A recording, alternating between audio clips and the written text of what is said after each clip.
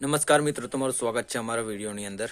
અને આજે આપણે એક દાદાનો નવો ચમત્કાર તમને બતાવીશ કે દાદાનો જે ચમત્કાર છે એ સત્ય છે અને દાદાનો જે પાવર છે એ હાઈ પાવર કહેવાય. કારણ કે દાદાના ધામમાં જે કોઈ દુખિયારું જાય છે એ એનું દુઃખ મટી જાય છે. તો આજની વાત એવી છે કે એક દાદાની છે કે જે બહુ દૂરથી આવે છે, દાદાને પ્રશ્ન કરે છે કે મારે સુખનો દાડો હતો, એક ટાઈમ હતો કે જ્યારે મારો સુખનો દાડો હતો અને આજે મારી પડતી છે. અને દાદાને આખી વાત કરે છે કે મારે જે મારો દીકરો છે હતો, કારણ કે એમનો દીકરો મરી ગયો છે અને એમનો હવે પુત્ર જીવે છે. હવે આની અંદર એવું બનેલ છે કે ભાઈ જે દાદાના ધામમાં આવ્યા છે અને દાદા કહે છે તે ઘટના પૂરી તમને જણાવીશ કે શું થયું હતું.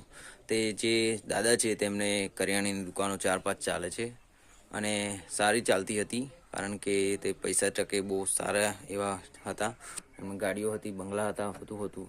ને આ બધું જોઈ કોઈ એવો વ્યક્તિ જેને આ વસ્તુ પસંદ નહીં હોય એ વ્યક્તિએ કંઈક મેલી વિદ્યા કરી. ત્યારબાદ તેમનું થોડા સમયની અંદર તેમનો જે પુત્ર હતો એ મરી ગયો. મરી ગયા પછી એમનો જે પૌત્ર એટલે કે એમના છોકરાનો છોકરો એ દુકાનની અંદર એ ભણતો હતો, પણ એનું ભણવાનું છોડી અને તે એમના દાદાના સપોર્ટમાં આવ્યો અને જે દુકાનો હતી એ ચલાવવા માંડ્યો.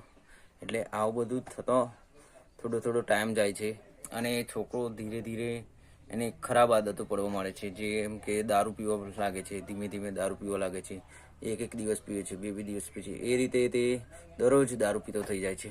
અને આવું બધું જોવે છે દાદા કે મારો દીકરો મરી ગયો, પછી મારો પૌત્ર પણ આ રીતે અવરા રવાડે ચડી ગયો.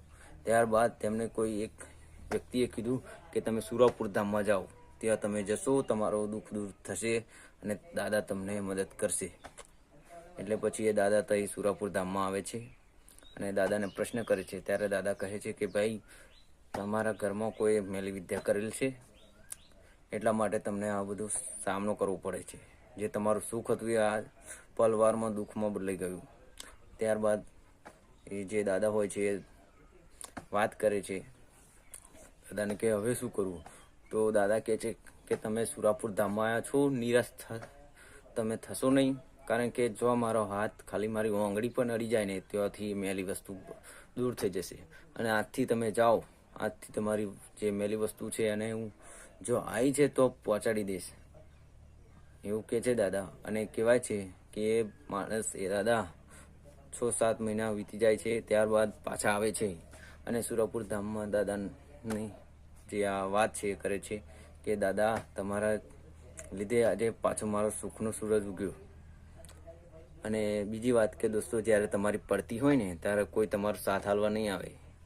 હા, ત્યારે કોઈ તમારો દેવ હશે તો એ તમારો સાથ આપશે, બાકી કોઈ બીજો લોક તમારો સાથ આપવા નહીં આવે.